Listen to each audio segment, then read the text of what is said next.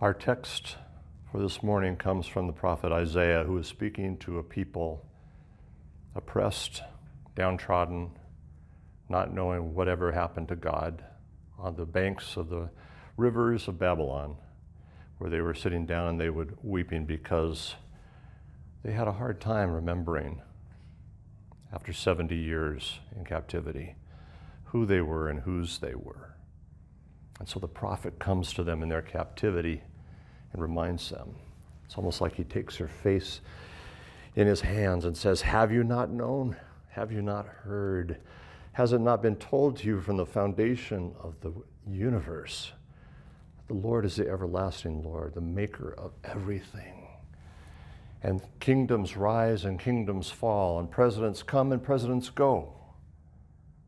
But they're a drop in the bucket, because God is the everlasting God, and you think that you've been abandoned, and you wonder where God is in the midst of whatever, the pandemic, the injustice of the world. Where is God? And does God really see me?" And the prophet says, holding their head up, away from the swirl of politics, away from the swirl of cultural crazy, holds their head, and as God is looking into their eyes, says, "God sees you. God has named you.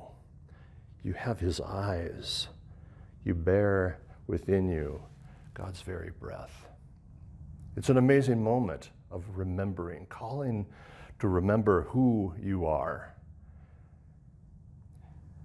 On this past Friday, I was given the opportunity, a beautiful opportunity, to go down and be with the Mim family as they were preparing to say goodbye to Kurt, Barb's husband, Kurt, a father, his children, a grandfather, a friend. And that special opportunity that a pastor could have to be able to be there. And the bed was in the living room, and I stood next to Barb, and Kurt was there. And sometimes he would come out and his eyes would open, and he'd go back down into closing his eyes, and he would raise up his hand. He was a little bit animated. But to be able to be there and to talk with the family, and then to have the family reflect back such beautiful things as when I gave an invitation that during this time you might want to be able to say, "Dad, I forgive you for something," or maybe ask forgiveness from him, and the responses of the children were, "You need to understand something. There's no scar tissue in this family." They were able to say, "This is who our father was, and he was there for us, and we are here for him in this moment of his passing." And to be able to look at Kurt and to be able to say, "Kurt, do you hear everything?" And of course you might say, "No, he can't." But we believe his spirit can pick up and hear the love that is in the room, the affirmations that this man was a something in people's lives. His life mattered beautifully. And I looked at Barb, and we have seen Barb over the years of our ministry here, and how she has lived into the depth of her vows to love, honor, and cherish through sickness and in health, and the number of years dealing with Kurt's condition of Alzheimer's. And some of you know exactly what that means. You also know how being the caregiver stretches your soul out, enlarges your inner being, enlarges, magnifies that which is of grace and beauty within you. And without that, maybe we would be a much smaller soul. I look at Barb. Barb, I'm looking at you right now. What a beautiful soul, what a gift you have given. Because you might not have ever preached a sermon. You might not have ever given your testimony to another person directly, but I'm going to tell you that you lived the sermon. You lived the message.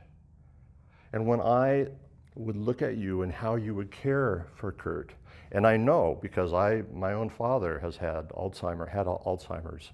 I know the ups and downs and the emotion and the turbulence that goes into the caregiver's soul. That's all part of it. but you are a living proclamation of the grace of God. When I saw you, I was in Sabbath. It was like being brought back into memory about God holding my head in the midst of, look at the political situation we're in, look at the cultural, look at the racial, look at the this. It's like God just for a moment holding my head and saying, Bobby, did you forget? I know you. You have my eyes. My breath is inside of you. And you know what? Your breath is inside of me. And that is a moment of transformation. That our soul, without that, we have a spiritual amnesia. We have spiritual Alzheimer's, in which we forget who we are and whose we are. The one who made the heavens and the earth, who claims us as their child. You're my boy, you're my girl, and I love you. When the text talks about those who hope in the Lord shall renew their strength, hope in the Lord really means to remember. It sounds like it's something you're looking forward to hope. Wow, I can't wait for the pandemic to be over so I can get together with everybody I love and hugs and kisses everywhere. But to hope is to remember the one who holds us. Don't ever forget. When we forget, we do the crazy. We invent conspiracy theories that we tend to live by, and we think badly about each other. That is why it is so important in some way, for each one of us to keep the Sabbath. The Sabbath is interesting that the Sabbath is the fourth commandment. It almost acts as a hinge within the first commandment, which has to do with the love of God, with everything that is within us. And the second tablet, which has to do with the love of your neighbor. Treat them well. And the Sabbath commandment is this hinge, and it begins with the word remember. Remember the Sabbath day and keep it special. Now, we might not, at this point, have a whole day in which we remember, but we have to have Sabbath moments. Barb, you were to me always a Sabbath moment of remembering who I am and lifting my soul into God's good grace.